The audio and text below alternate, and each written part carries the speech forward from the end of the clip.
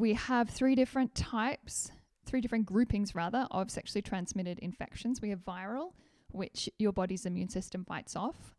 We have bacterial, which are treatable if you know you have that, and parasitic, which are little critters, pubic lice, etc. So the way they're transmitted, the first category is skin to skin. And in this category, we have herpes, HPV, which is human papillomavirus, syphilis, and the little parasitic ones. Now, if they are transmitted to skin, that is not the same as transmitted with bodily fluids. Skin to skin is far more contagious. So bodily fluids, we have hepatitis, we have AIDS, we have chlamydia, gonorrhea, and LGV, which is a very aggressive new form of chlamydia. Now, there are many more STIs. This is just a few of the common ones. And you need to know in each of these, there can be many strains. So like HPV, human papillomavirus, there are over 100 different strains of it. That might be the first one we talk about. Yeah, HPV, 75% of Canadians who are sexually active will get HPV in their lifetime. 3/4 of Canada. Very, very common. And it is skin to skin. HPV has overtaken smoking as the #1 cause of throat cancer. So HPV, be very aware, this is skin to skin. So any skin to skin contact in the genital area can transmit this. Herpes, we have type 1 and type 2. Certain strains cause sores around the mouth and the other around the genital area. Now, having herpes is a lifetime deal. You have periods where it flares up and periods where it's dormant. There are often no noticeable symptoms. And a mother can transmit it to her baby because it's skin to skin. So if a mother knows she has herpes, she would get a C-section delivered that way. You do not even share a towel with someone who has herpes. It's that contagious. I heard of a girl who lost her virginity, only one sexual encounter. She contracted herpes. She was shaving her pubic area and then used that razor in her armpit without thinking. And now she has herpes outbreaks in her armpits as well as in her privates. Very contagious, skin to skin. This is not the gift you want to give your future spouse. AIDS, HIV, you've probably all heard about that. It was a huge problem in Africa back in the day. So HIV attacks your body's immune system, which means for some people the common cold could wipe them out because they have no immunity, so they can't fight back diseases. So we have about 65,000 people living with HIV in Canada. And often it has no noticeable symptoms for years. So people can totally transmit this without realizing they're carriers. There are drugs now to prolong people's life, so it's not the death sentence that it once was. This is a bodily fluids one. This is not skin to skin. You do not catch AIDS by kissing or holding hands. You would need to drink 2 liters of their saliva to contract AIDS that way. Chlamydia. This is one that really causes infertility. I don't know if you know of pelvic inflammatory disease, but chlamydia left untreated can lead to pelvic inflammatory disease. So this is the scary thing. 50% to 75% of people, 50% of men, 75% of women have no symptoms. They do not know they have this. So people say, what's so wrong with having a disease that you don't know you have if you have no symptoms? Well, if you ever want to have children, this is a big deal. 2/3 of all reported cases are in the 15 years to 24 years age group. Some people have discharge and burning. But pelvic inflammatory disease is basically the scarring up of the uterus and into the fallopian tubes. So there's a much higher chance of an ectopic pregnancy. That's where the fertilized egg tries to implant in the fallopian tube because it can't get beyond that. And in that situation, the mother's life is in danger. So it would be an emergency situation there. So it's very treatable if you know you have it. So if you know someone who's been sexually active, tell them to get screened, get checked out, find out if they have this, because if they ever want to be a parent one day, this can affect it. Chlamydia usually causes the infertility in women, but I have heard of chlamydia also causing a man's sperm to swim in circles. They couldn't find the egg. A little challenging. So very treatable if you know you have it. Okay, sexual exposure chart. This is a case for doing it God's way if I've ever seen it. Okay, so God's ideal. God's ideal is one person exposed to one person, excluding all others. And you can see one exposed to one. You do not have to worry about sexually transmitted infections. If one person has had multiple partners and they're with someone who's never had any other partners, that person who this is their first time is being exposed to all the previous partners this person has had. Does that make sense? So if you've had, say, 6 partners and they've had 6 partners, you're exposed to 63 people. If you've had 12 partners and they've had 12 partners, you're exposed to 4,095 people. Now, suddenly the players don't look so attractive. I know Lady Gaga sings, "I want your love, I want your disease." I remember when I heard those lyrics, I was like, what? Has she seen photographs of those diseases? You do not want those diseases. No, you do not want those diseases. So if 75% of Canadians will contract HPV in their lifetime, how many diseases do you think someone would have if they're a player? I don't want your disease. I'm sorry. I do not want your disease. So God's ideal, one person exposed to one person, you don't have to worry about sexually transmitted diseases. So when my husband and I got married, we'd both waited for each other, and I didn't have to worry about that. It just wasn't an issue.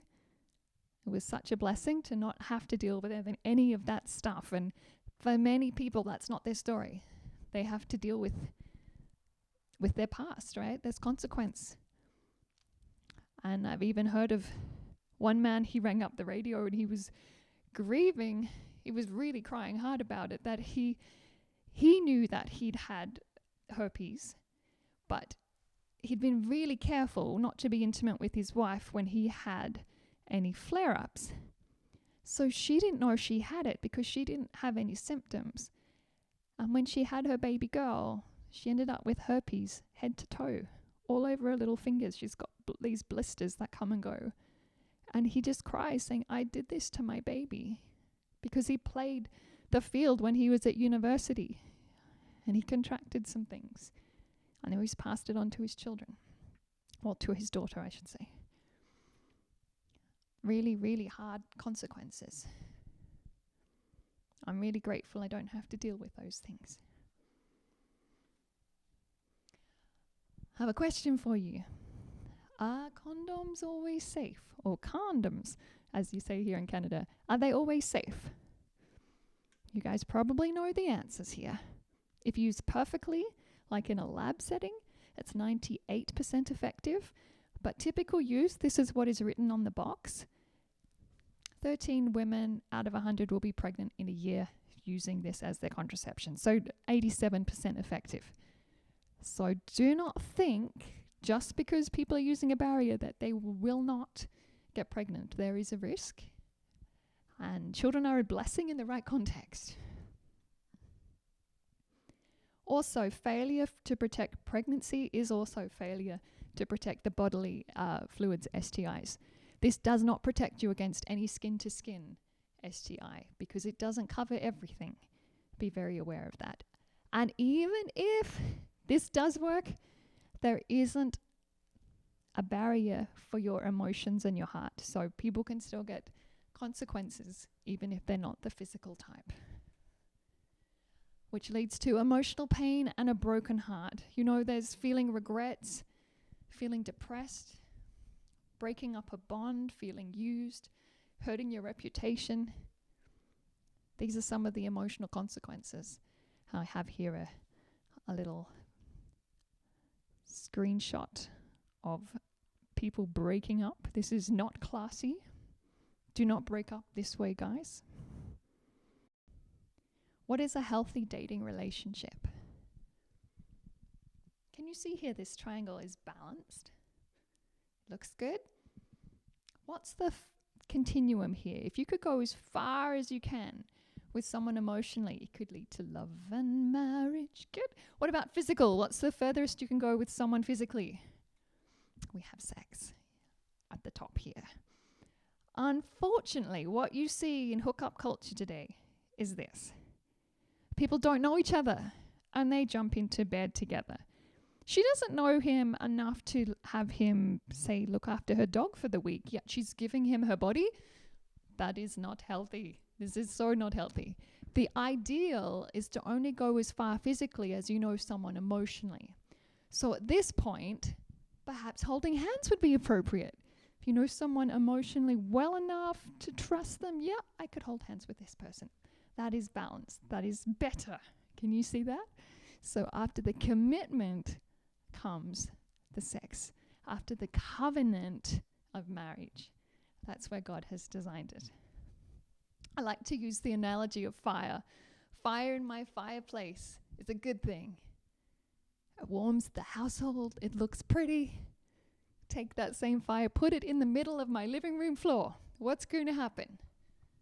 Yeah, people are going to get hurt. It could burn the house down. And sex is so powerful. It's like fire, and God has designed it to be within the covenant of marriage, where someone has vowed to stay with you for better, for worse, till death do us part. You are not designed to have someone take a piece from you and move on. That devastating pain is not what we're designed for. There are other ways to express love. Look at this, the 5 love languages. You could show quality time, acts of service, words of affirmation, gifts, or physical touch. It doesn't have to be sexual. Where do you stop? Where do you draw the line? Right now, as I'm speaking to you, while the blood is flowing in your head and not heading south, I want you to think, where are you going to draw the line? What is your boundary? We have the progression here of attraction to hand holding, to hugging, to kissing, removing clothes, mutual sex play, and then finally intercourse. So where do you draw the line? Where is the safe zone? We've been talking about skin to skin STIs. Where is it safe? Is attraction safe? Yes, totally safe. Is hand holding safe? Yes. Although I did have a student say, what if they've got herpes on their hand? I laughed. I went, good point. I hadn't thought about that one. But generally, hand holding is safe. Hugging, is that safe? Yes, except for oxytocin, right? Bonding, got to remember that. Kissing, is this safe? Pondering that one. Removing clothes. Okay, here we are definitely entering skin to skin territory. And that would be a boundary that puts your health at risk. But emotionally, your boundary might be a little bit further back, depending on your values. And I'm not going to say where your line should be. That's between you and God. But I can say where mine was. I, as a teenager, thought kissing was a great pastime. And then my path got narrower and narrower. And I decided I wasn't going to date anyone until they had the qualities that I could marry. That came after having a broken heart in grade 12. So I decided I was even going to redeem kissing. And my husband and I, we waited till we got married for a whole bunch of this stuff. And I have no regrets, because I knew for me, if I preheat the oven, I'm going to want to cook. So I'm like, I'm not doing things that could make me want to compromise. So we had a pretty short courtship, got engaged and married pretty fast, but that worked out for us. But I want you to think about that. Where is your boundary going to be? So we have these 2 little people here heading along. They didn't hear this talk, and being normal teenagers, they thought, it's not going to happen to me, because they're not thinking through consequence. But unfortunately, there were some consequences. Here we go. There was, oh dear, a few consequences. But you know, it's never too late to turn around and pull your boundary, set your boundary where you want to be. And the tricky thing with all of this, I find, is when you go from a relationship and you break up and then you go into a next relationship, people pretty quickly move to this whatever level they were at when they ended the last relationship. So if kissing was your thing, you will quickly be into kissing with the next person. So I encourage you to think really carefully where these boundaries should be for you, and to protect your heart and your health. So what is saved sex? Why am I talking about all of this? Because I care, and I want you to have the best, the most fulfilling sex life in the covenant of marriage. I don't want people using you and hurting you. You're valuable. You're so valuable. You're literally to die for. Jesus died for you. You are to die for. So what is safe sex? Sex, it's about waiting to have the best and safest sex because it is something special. It's intimate, exclusive, permanent, given wholeheartedly without guilt and shame. That's the idea. I know when I got married, it was like, here I am, here's my gift. I've kept myself for you. And there was something so neat about everything being new, just with my husband. And without going into too much information, the fact he waited for me meant more than the diamond ring. I mean, it's lovely, but the fact he waited for me, that meant so much. The fact that he had tamed the dragon, you know what I'm saying?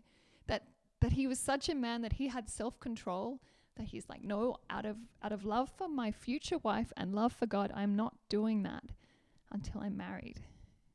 What a man. That is a man with integrity.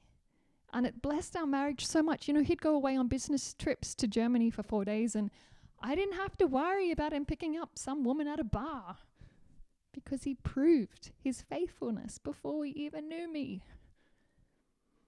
That's integrity. So guard your heart, for it's the wellspring of life. I like this picture of the heart with the bow on it, because it is a gift what you have.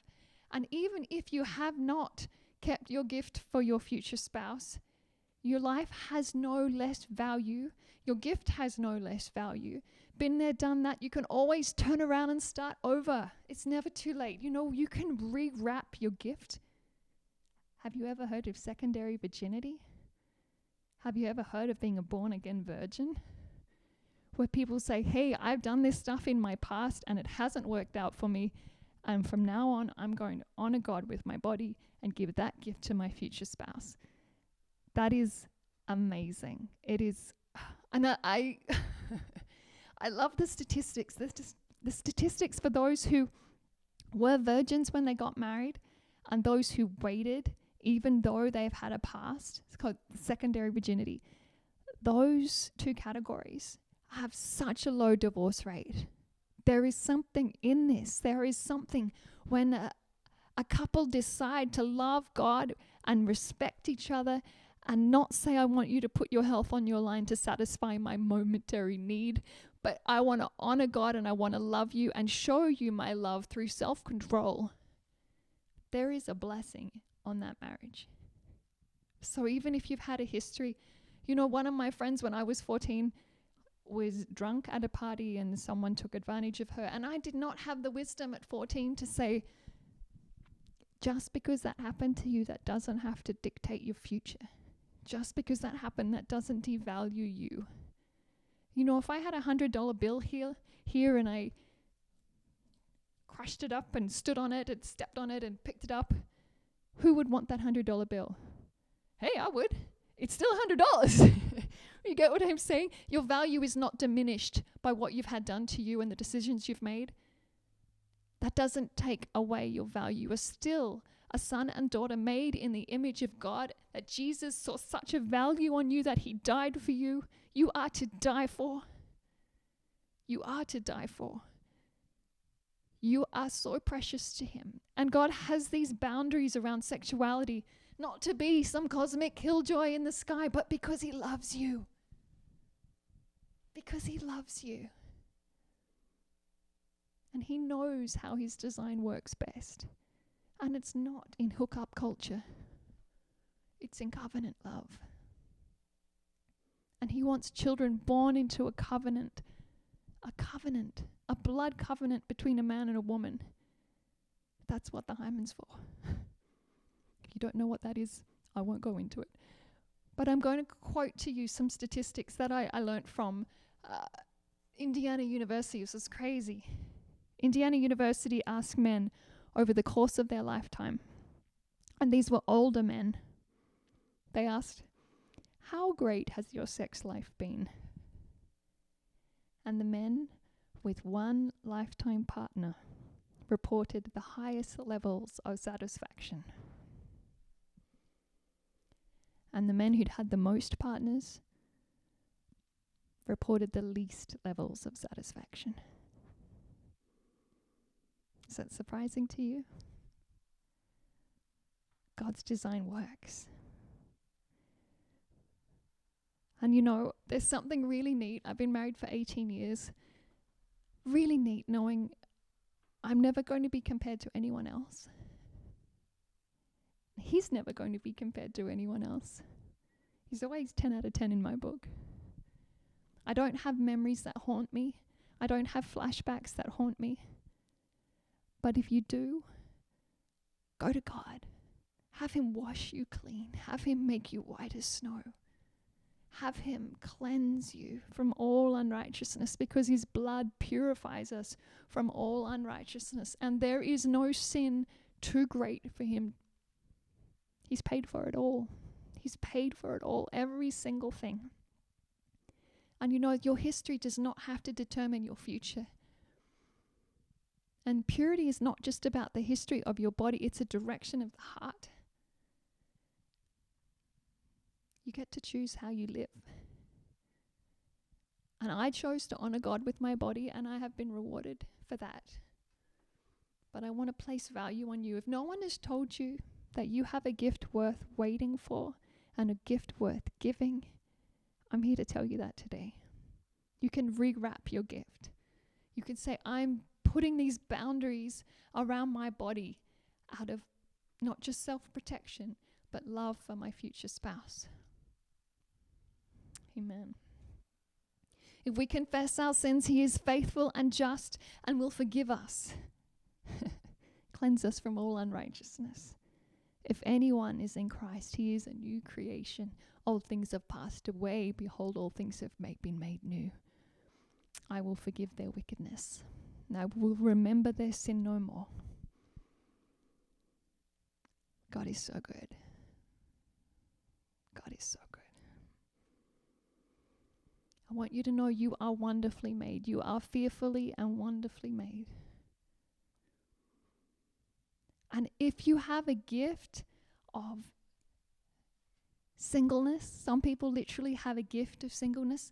If what I'm saying here doesn't resonate with you at all, if you are, I actually never want to get married and I'm really happy being single and my sex drive doesn't haunt me, I'm not burning with passion, that is a gift. That is a gift from above. If you have no desire to be married, that is awesome. Not many of us have that gift, but if that is you today, fantastic. You can set aside, you can completely devote yourself to God and doing all the things he wants you to do without getting sidetracked. And that is a spiritual gift. So I don't think there's anything wrong with you if you have no desire to be married and have babies and all of that. That's fantastic. I honor you. I have a friend who has chosen that path and he wants to serve God, and that's what he's doing. He's like, nope, never had a girlfriend, never want to have a girlfriend, never want to get married, just want to serve God. God bless him. That's amazing. It's a gift. What is love? I'm going to show you a video here from 1 Corinthians 13 showing what love is. You know that they quoted at weddings, love is patient, love is kind. It's not jealous, conceited or proud. It's not demanding its own way. You know, if love is not demanding its own way, if there is someone pressuring you for sex, if you love me, you do it. If you loved me, you would not be demanding this from me, because love is not selfish. Love is not self-seeking. Love is, I want to protect you. I want to keep you safe. That's love.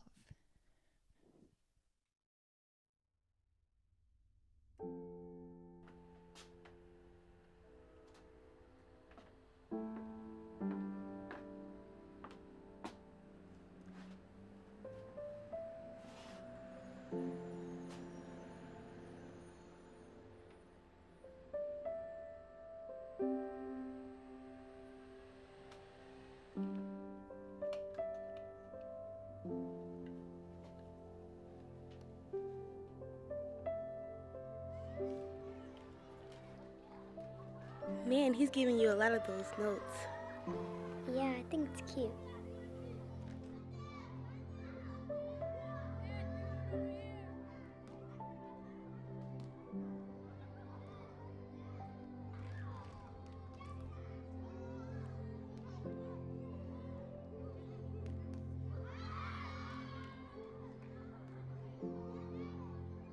Love is patient.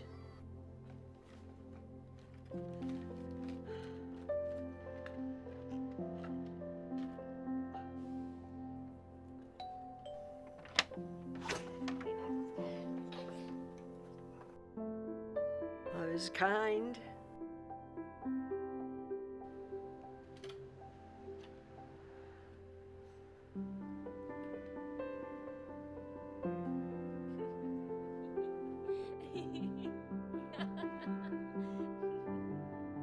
It's the most beautiful tiny ring I've ever seen. Love doesn't boast.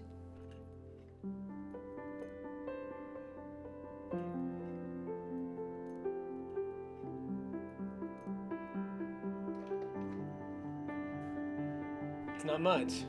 But it's ours. Welcome home. Love isn't proud.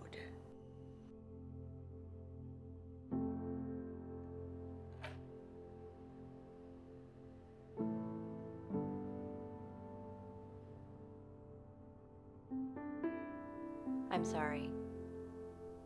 There's no heartbeat.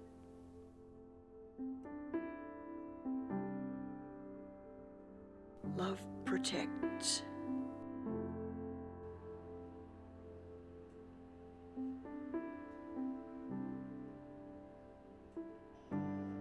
Have to go.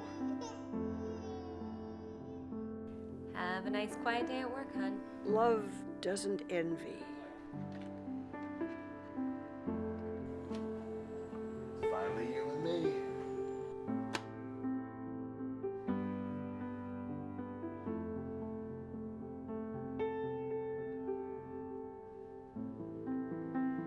Love isn't self-seeking.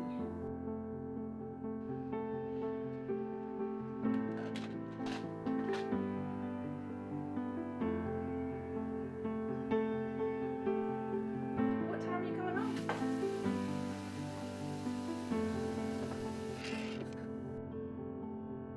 Love keeps no records of wrongs.